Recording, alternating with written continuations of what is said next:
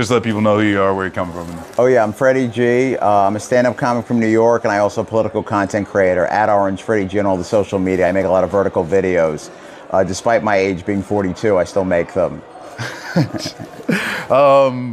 And something that is kind of interesting, you know, is that there's, you know, a group of these comedians from New York that is, you know, part of this delegation.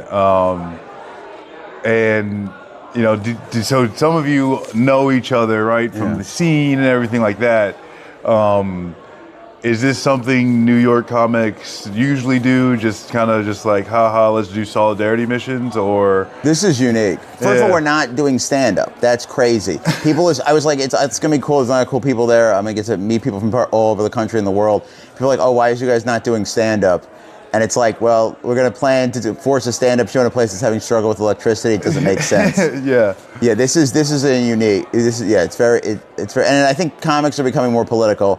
For me, stand-up comedy got canceled. There was no indoor stand-up comedy in New York for over a year with COVID, and that made me more political. And then also, I got me out of the hustle of capitalism and deprogrammed me, and I read a lot of left-leaning books, and I became more of a leftist after 2020. Word. So while, like, you know, so much of America was getting like juiced on QAnon, you actually like read a real book and began to change your mind. And that's, I mean, like, very similar, where it's like COVID for me was like, no, this place is pretty fucked. You know.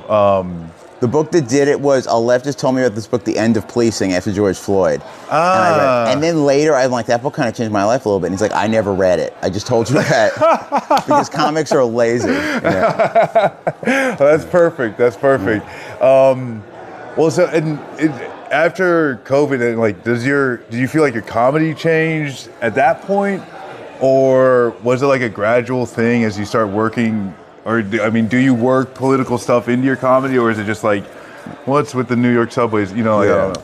COVID changed who I was. But then what changed my comedy is my dad died summer of 2023. 3 months later, October 7th happens. My best friend stops talking to me because of Zionism. And then I became like, I went a bit dark mentally, but I started writing darker jokes. I'm like, I don't care. I'll do a joke about 9/11 because 9/11s are happening every day across the world, you know, or in Gaza or whatever. It made me like not care. And that did make me a better comic. Not caring does. And people always thought you'd fake it till you make it. But for me, I guess I was radicalized till I made it. Yeah, word. So it's like, I mean, it's basically just like, I don't give a fuck. But at that point, there's like an honesty, you know, that's what's like art, right? You know, like where you actually just be honest and like then you know, like let your real creative self, unholds barred type of thing happen. And it's such a shitty thing as well because it's like the world is so epically fucked. And it's like, well, what's the point of this decorum shit? Boom, 9/11 joke, you know. And I come from a place, everything's fucked, but it can be better. Yeah, it's not just about hate. Yeah, I know we can do better. I don't know how or when, but I am comfortable with it being after I die. Like there was people who were big into abolition and stuff, and like there's a whole generation of that. Even like John Quincy Adams, he did some stuff for abolition his last 10 years. He died in 1848. He never knew about the Civil War.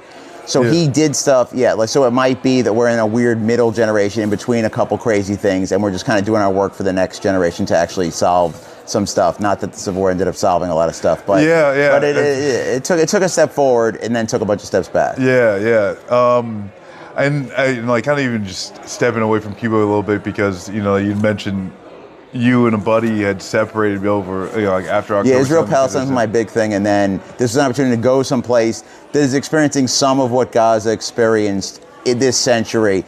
Post October 7th is so insane that you have to kind of compare it to like stuff like it's stuff in the Holocaust or whatever, or some of the worst ever things. But Gaza before that was still, as people call it, like a concentration camp. Yeah. And Cuba without oil can have concentration camp type things or Warsaw Ghetto type things. Yeah. So. I mean, obviously, we were connected to this historian Zach Foster, who, you know, he happens to be Jewish, and he, you know, sometimes he talks about, or you know, some of the issues that come up. Yeah. And I think this is something that's like really, really shown a light, especially as like on the American Jewish community and wrestling with Zionism and a lot of ties being, you know, severed based off of this thing and how difficult it can be. And I think what's interesting too is that like here with us in this contingent, there's like a group of Cuban Americans who are really trying to knot in our name for Cuba, type of thing. And I wonder, like, how do you think about that type of, like as you mentioned, right, these types of overlapping narratives or, you know, realities, not narratives, that people exist, and how coalition and solidarity is really the way out of it. I immediately understood it. We were getting ready to, I hadn't necessarily met that many Cuban Americans. In New York, you don't meet that many. And I didn't necessarily talk to them about the blockade or whatever.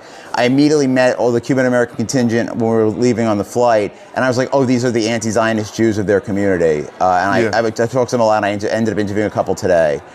And there's a lot of parallels. And it is similar where I think there's a lot of probably Cuban Americans, from what I've heard, that there's a lot of Jews where like they kind of want to avoid the subject, and there's actually might be the plurality in a lot of situations. And there's vocal people on both sides, and the vocal people on what I would consider the bad side have the media and the money and everything. Yeah. No, and that's something that there was one of the Cuban Americans that didn't want to do an interview on stream, but you know we talked a little bit about like their experience and how they felt nervous about even admitting that they're Cuban American, because like, especially, you know, like so many people already have the stigma of like what a Cuban American is, and you know, like some chud that, you know, that's like just super conservative and all those types of things. And sometimes like I would have never really thought, you know, of like not even want to bring it up. I don't want to broach the topic because it's just going to piss somebody off, and you know. But this is where I think these types of things is getting to the point, like you said, fuck it, you know, like we're at a point where we can't allow decency, our ideas of decency, to blind us from reality, and we live in an undecent world. Exactly. There's just thousands of people vulnerable, and any Cuban could become vulnerable, and then they're in a hospital without power. And that's just because the United States sucks. And it's so artificial. Because going to the Caribbean, we're in the Caribbean March. It's the best time of year to go. It's just beautiful, and then it's completely an artificial thing that's happened. Yeah. Well, I do kind of like want to just pick your brain over like your content and stuff like that, because you talked about like COVID had really changed the game, and this is something that like I think most of the comedians that I talk to that are here have a similar type of thing, and I think honestly, I've had a similar thing. You know, COVID happened, and I became a content creator online. You know. Like, you know, going to Instagram and, you know, what do you do and why? What do you think, you know, and like, what's the purpose of it all? So I was putting like memes on Instagram, and then I was like, I'm in my house, I should tape myself saying the jokes in my house. And I used TikTok to tape it, and then I posted it there and it went viral. And I just started using it a lot, because I'd heard that you have to be 16 and dancing, and I was 36 and can't move at all. And then around 2024, I was on a political podcast. It's not around anymore. We talked about presidential losers, and I started commenting on politics. And the person who was the social media said you should do political commentary, and I started eventually just doing it to camera. Yeah. And I've kind of found a niche that works where I'll watch Zionist TikTok and then find videos that I think are really wrong, and then not crap on the person as much as just talk about the issue, and then it inspires me to talk about some of the history I've read. So I've read a couple dozen books on it before I ever made any videos. Oh, that's un-American of you to do research before commenting. People got to get into audiobooks. I wasn't reading at all. And the thing with audiobooks is you can increase the speed by 0.1. And I did it for like a year. I mean, it was when my dad was dying that year, and he told me he was a big reader, and I eventually got to like 3 times the speed, 3.5, and I got to 3.5, and I tried to make it faster on the ebook app or whatever, audiobook app, and I couldn't go any higher, and I'm like, oh, I've maxed it out, and like I must be a weirdo, But I'm reading like I read every book I've found on Cuba in 2 weeks, now I at least know the Cuban history pretty well. I learned no Spanish, which would have been more helpful. But language has been my weak spot. Yeah, no, I'm trying to learn Spanish, and it's tough, especially when like like I think I'm nailing it in my head, but then like the most confused look, and then they like look around for like, can somebody help this asshole out? But yeah, no, that's something that like I don't know, it's kind of even just fascinating here. Like, well, no, I wanted to learn about it, and then you dive into it. Is there anything like, I mean, obviously since you got to read quite a bit prior to coming, what are some of the things that are kind of surprising you? You know, is there anything that you're like, like made you think about when you got here to Cuba and stuff you've seen so far? Just it was made one of the first places in North America to get colonized because Columbus actually went there, and basically 400 years into Spanish rule, and then America pretends like they're liberating them, but basically starts a 60-year colonization. The people should look up the Platt Amendment. The American ambassador was the most important guy in Cuba, and then Castro comes in. And initially, he's kind of open to a lot of stuff, and then just once America's trying to take him over, then he kind of goes to and I'm kind of just summarizing the whole history, but he kind of goes to socialism and all that. And then the thing I really didn't know, I kind of knew a lot about that, but then learning about the newer periods post-Soviet Union and learning what the special period is, was helpful in how they amazingly survived that, and then. The Obama helping, Trump reversing it, and then Biden not going back. Yeah. And I learned a lot of that from watching the Belly of the Beast video. People should look up that channel. A lot of it is. I've been making some TikToks just kind of summarizing stuff I learned from them. But then when you watch it, YouTube starts feeding you CBS Miami videos. So I know now what the pro regime change stuff is saying, and maybe now I'll be able to refute some of it or whatever. But I'm seeing, and the differences in the media, it's the same as Israel-Palestine. It is weird that it's sort of both. That both sides are people who are Cuban, though there's racial differences within Cubans that you can kind of see when you watch it. Yeah, and that's, I mean, like it's very much another parallel in like that, and even the things that they try and say over and over and over again, you know, where they're trying to disparage Palestinians for existing under occupation. Right, and like you zoom in and say, oh, well, they this is what they do, you know, and it's like they try these same types of things with like Cuba as far as like, well, their power's going out, and it's like, well, because of you know, like it's this, they use the same tactics, right? They're fascists, and they're using the very similar tactics to subjugate people. I read one book called The Cubans, and I didn't realize it was more conservative. And then the last chapter, he was like quoting Margaret Thatcher and socialism. And he's like, they can't even get Advil, and it's like that's obviously the embargo. Yeah. I mean, I think it's just so how I don't know, stupid and superficial some of these arguments are. You know, once you just think about it for 10 seconds. But I did in like the group of comedians. And this is where some of the comedians are really active in some organizing, in New York. Are you within any organization? I'm a DSA member. I do some comedy shows that fundraise them. I support a lot of their candidates. But I'm not in any kind of leadership or anything within that. And that's helpful because I kind of just want to be able to talk about whatever I want and all that. Yeah. Because organizations need to have rules for people. So I'm happy to be a member and I did join Jews for Racial and Economic Justice recently. Okay, cool. It's nice to be in a Jewish org that I don't hate because I always found the Jewish stuff oppressive because I'm not that religious. And then as an anti-Zionist, I figured I'd never been in another Jewish org. And then now, it's nice to have that as well. That's people great. should find whatever orgs are around. And it is good to have everyone kind of be loosely affiliated. You can be in a bunch of different things. That's something that like I was talking with my friend Brenda earlier, you know, like this idea of like being able to develop a united front and, you know, understanding like it's going to take a coalition of organizations and, you know, and that's something that Cuba should teach us.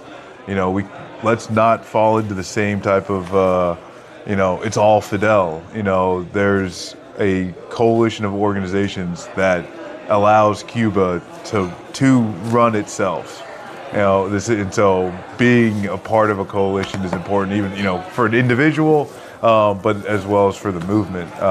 So you look at Zoran in the primary, and he won a majority of Jews in the primary. When you added in the Republican and Independent Jews, he didn't win a majority in the general.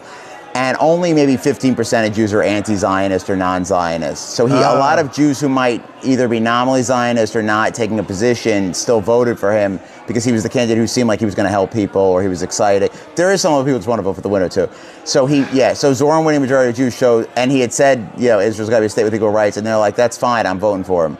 Yeah. So that shows you can't be like, oh well, they're technically a Zionist. I can't include. You got to include everyone in the coalition to win majorities if you're going to try to win through electoralism. And to the extent that you're aware, what is because that's where if you look at right-wing nut jobs online, you're right. Every Jewish person in New York is either is ready to pack their bags and flee, or they're so scared of the Mamdani caliphate that's gonna but in your experience, how do the Jewish people that and are connected to, whether it's family and friends, whatever, how do they talk about people I know all voted for him? There's a thing I call it the Zoran bad mouthing industrial complex. There's people who their job is to come up with something every day about him. So that's kind of astroturfed. And maybe some people who are deep in the right wing media are like that. But the average people just kind of doing their thing. The thing is, we had one of our worst mayors ever, Eric Adams. So he's a big step. Like, this guy's trying to help you. Eric Adams was trying to make money from Turkey or whatever. So, and he was goofy, and Zoran's he's like maybe goofy in a sweet way. The guy's got charisma out the ass. It's like it's like a superpower for him.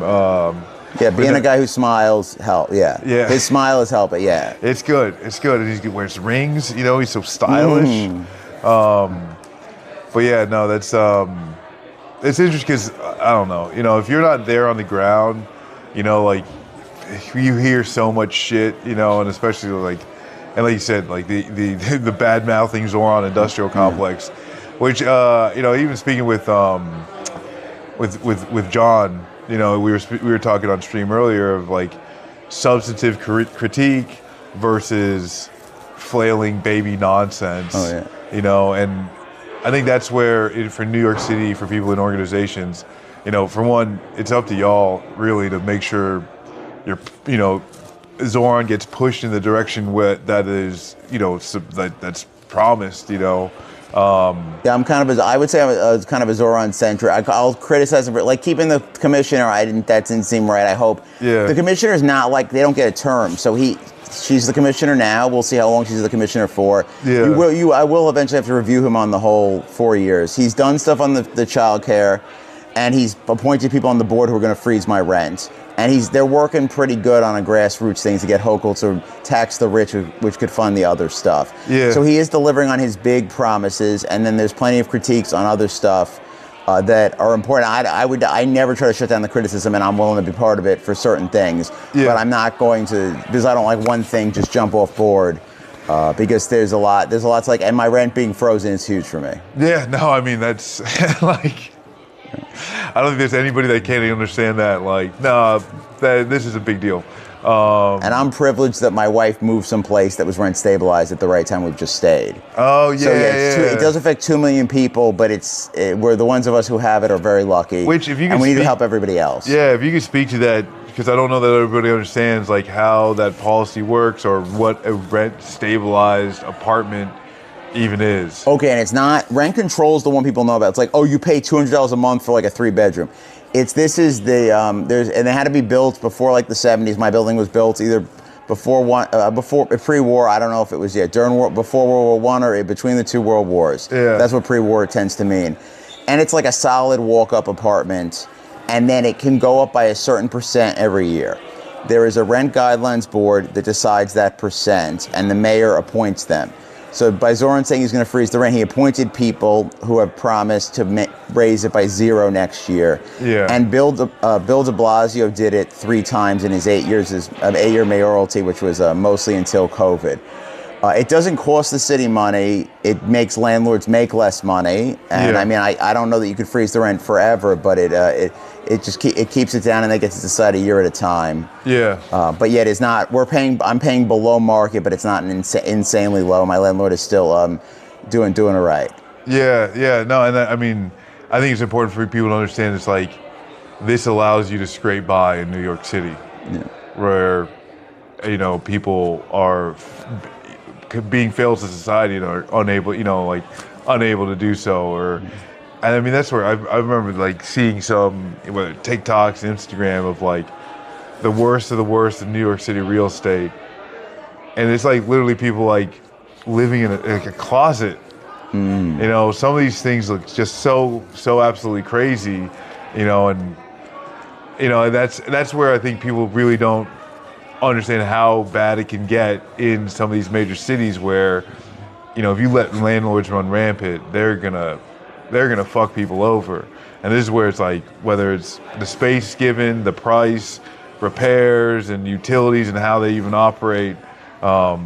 Yeah, I've been apartment hunting since the 2000s, but they would show you those crazy places to get you more excited about the place they were trying to actually sell you. And then they would be like, there's people who are just looking for a bed and they got money because they got a new job and they're going to take it. So they gave them a lot of leverage, and the broker fees are a problem. You have to pay a % of the first year's rent, total rent, to a broker. They've made it illegal again, but there's often exceptions. That's also a problem. But yeah, there's a lot of stuff to do, and there's people definitely living in really crappy places. Like, oh, this place is nice and it's in the East Village, but we have an insane amount of mice, and there's all kinds of stuff. Yeah. So is there anything else as far as like housing past like the rent freeze that you've heard of that they're working on or anything like that? Well, if there's 8 million New Yorkers and I don't know 7 million of them are renters or whatever, they need 7 million affordable places to live. So they need to find, if they have 2 million rent stabilized, they need to find 5 million more. I don't know that people know the details. Yeah. Some of it is building. I mean, it would be great to, I mean, I'll go pretty radical. Like, I don't think anyone should own a second place. So I would go after if a company owns 3,000 places, I would take those first. Yeah. But then I would just start. No place can go empty. Well, everyone just gets one place to live, and that's it. People know a lot about housing policy, and I need to learn from them. But the big problem is they'll say something is like affordable housing, but it's based on the area median income in New York, and that includes like a mile radius, and it'll include the suburbs. And there's 2 rich suburbs called Westchester and Long Island, Nassau County, Long Island, and it'll include those. So the AMI for the affordable place is still like you have to make like $40,000 or $60,000 a year or something, and it's too much for a lot of people who need affordable stuff. So there's a minimum for affordable housing that a lot of New Yorkers can't afford because of this area median income thing, and people can look it up to learn more. Jesus. Yeah. No. There's like found so many ways to fuck people over. It like seems tiresome to be that evil.